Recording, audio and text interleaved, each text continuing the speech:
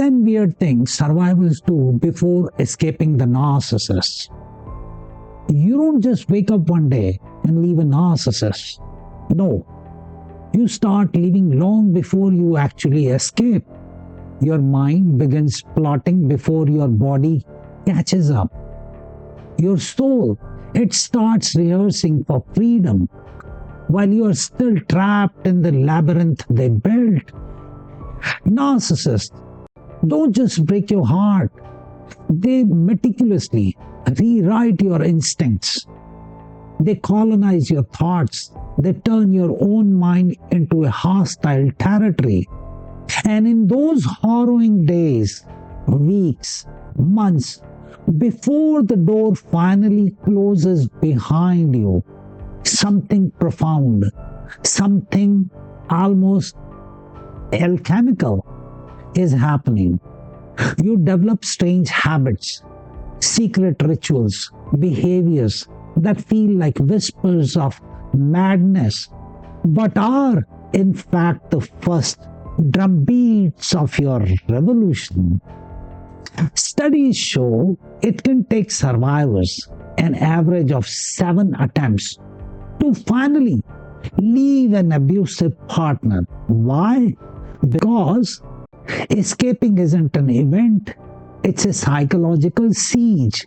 And these weird behaviors are your clandestine operations, your spirit's covert training. Today we explore 10 of these deeply unsettling yet incredibly significant things survivors do before they break free. These are not eccentricities, they are the echoes of your unbroken will. If you recognize yourself in these, understand, you're not losing your mind.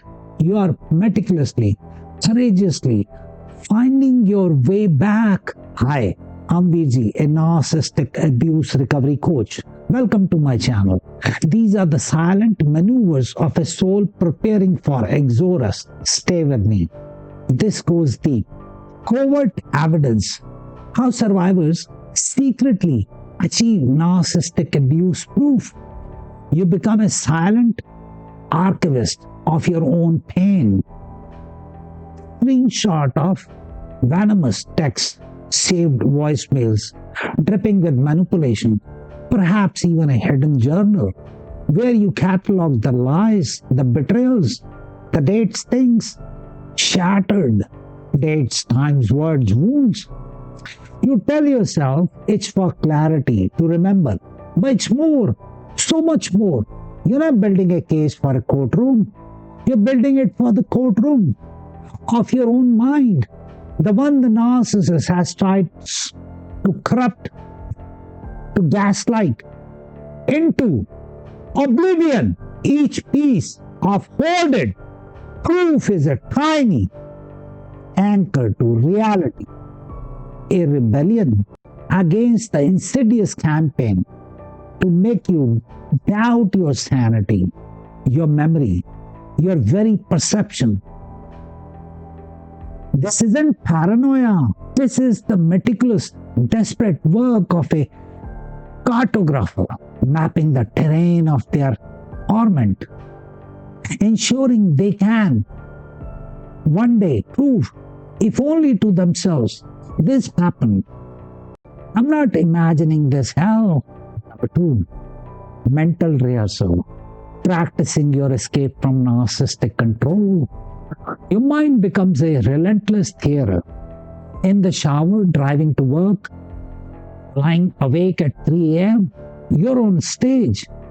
You rehearse the breakup speech, the boundary setting declaration, the final, I'm done, over and over.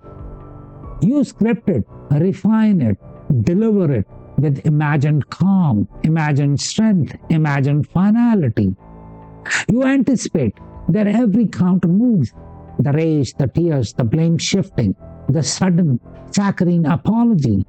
You play chess against their shadow in your head, trying to find the one sequence of words they can't dismantle, can't twist, can't use to pull you back under. These aren't just daydreams. These are mental dojos battles simulations. Your ghost writing your liberation, forging the words in the silent furnace of your fear, hoping that when the moment comes, your voice won't betray you, won't shatter, won't fail. The number 3 is financial freedom. Stashing money to escape narcissistic abuse. Suddenly, small sums of money become sacred. You hide $20 in a tampon box. You lose $50 in your winter coat pocket. You open a secret PayPal account under a fake pet's name or a forgotten email. It's not enough for a new life. Not yet. But that's not the point, is it? Each hidden dollar, each squirreled away coin is a tangible piece of a future they don't control, a tiny defiant seed of independence. It's not about the amount, it's about the symbol. This is a proof, even if just to yourself, that one day you won't need them. This isn't just saving, it's a lifeline, woven thread by thread. A quiet, potent woe. I'm building a bridge out of here, one secret dollar at a time. So number 4 is strategic invisibility, becoming grey rock to survive a narcissist. You start to fade, your vibrant colors mute to grays. You master the art of becoming wallpaper in their world. You offer fewer opinions, share less of your day, your dreams, your fears. You laugh softer, if at all. You learn their triggers, their patterns, their emotional weather systems, and you navigate them with the skill of a seasoned sailor in a perpetual storm. This isn't submission, it's a camouflage. You're not just walking on eggshells, you're learning to tread so lightly. You leave no trace, you make yourself smaller, less of a target, to conserve precious energy, to starve them of the reactions they crave. You learn to be uninteresting. You learn to be bland.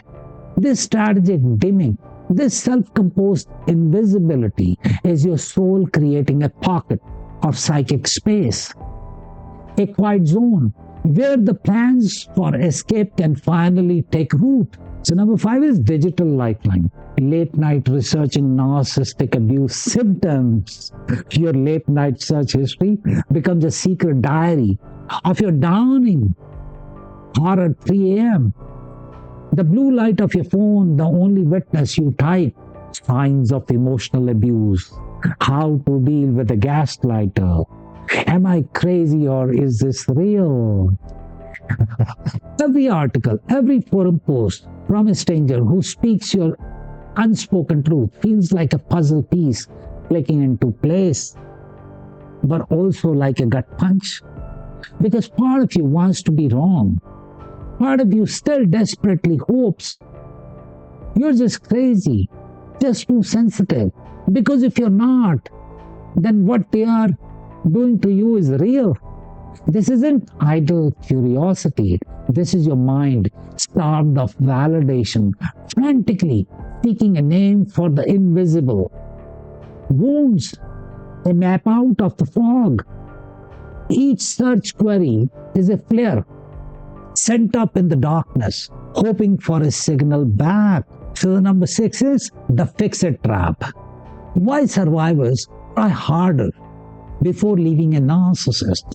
Paradoxically, as the exit door glows brighter in your subconscious, you might find yourself redoubling your efforts to fix them, to fix the unfixable.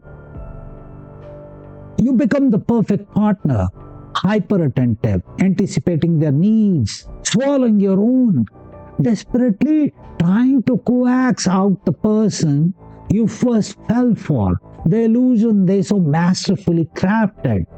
This isn't a renewed commitment. It's often the final exhausting sprint before surrender to the truth. It's the I have to know I tried everything phase. Each act of self-abnegation Each attempt to appease is your psyche meticulously checking off boxes, proving to that deeply conditioned part of you that leaving isn't a choice made in haste, but a verdict delivered after all appeals have been exhausted. Sound familiar? That desperate dance on the edge of the abyss. To seventh is micro rebellions. Small acts of defiance against narcissistic control amidst the fading and the fixing. Small, almost imperceptible sparks of defiance begin to fly. You wear that lipstick they subtly criticized, but only when they're not around. You quietly reconnect with a friend they isolated you from. A quick text, a hushed call. You listen to your music, the songs they dismissed, finding solace in melodies that are yours alone. These are not grand declarations of war. They are whispers of self. Each tiny act, a pinprick of light in the oppressive darkness, asserts, I'm still here. My preferences matter. My connections are mine. These micro rebellions are your spirit testing the waters, exercising muscles of autonomy that have atrophied, planting seeds of self in poisoned soil, reminding you that a self still exists to be reclaimed. So number 8 is Sanity Sonar, testing the waters with trusted confidence. About abuse, you begin to test the waters ever so cautiously. A carefully worded comment to a trusted friend, a sibling, maybe even a therapist if you dare. Things have been a bit much lately. You might venture. Your words a baited hook. Your eyes scanning their face for a flicker of understanding, of belief, of non-judgment. You're not looking for solutions, not yet. You're sending out a sonar ping for sanity. You're checking if the outside world still operates on the same reality frequency you vaguely remember. Will they validate your unease, or will they parrot the narcissist narrative that you are the problem? Each tentative disclosure is a risk, a vulnerability, a search for an ally, an echo that confirms you're not alone in your perception of the madness. Number 9 is hyper-vigilance, the survival instinct of narcissistic abuse survivors.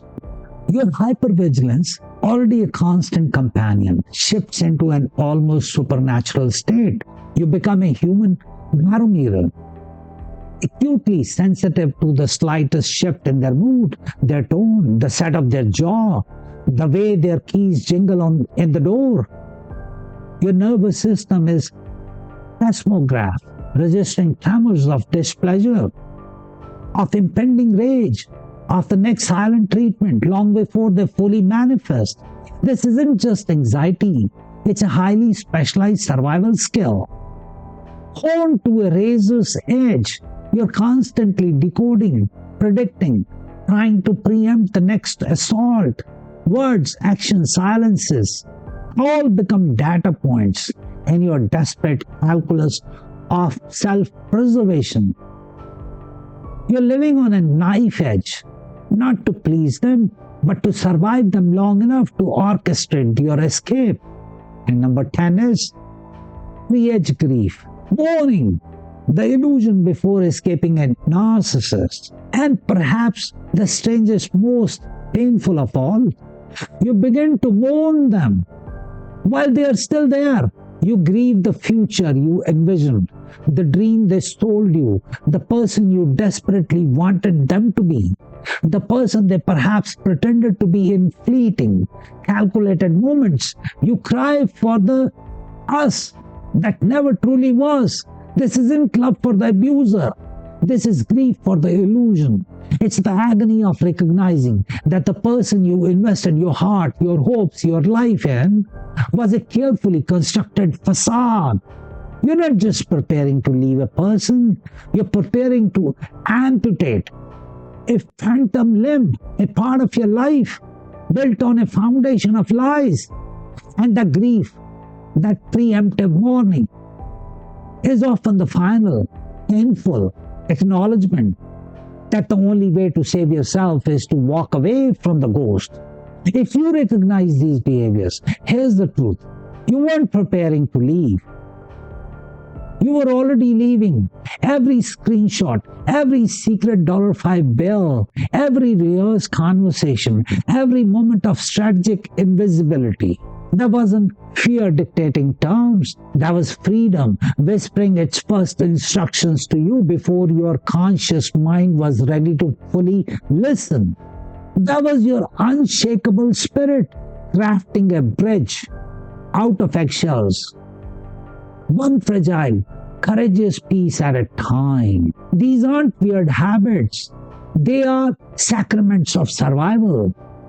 They are the undeniable proof that even in the deepest darkness, the instincts to be free, to be whole, to be you, can never be fully extinguished. Which of these secret battles did you fight before you found your way out? Share in the comments. Let another survivor know they are seen, they are understood. Say, I see you. And now pause for a moment. Feel that flicker, that recognition in your chest. That's not just a memory. That's your untamed spirit acknowledging its own quiet revolution.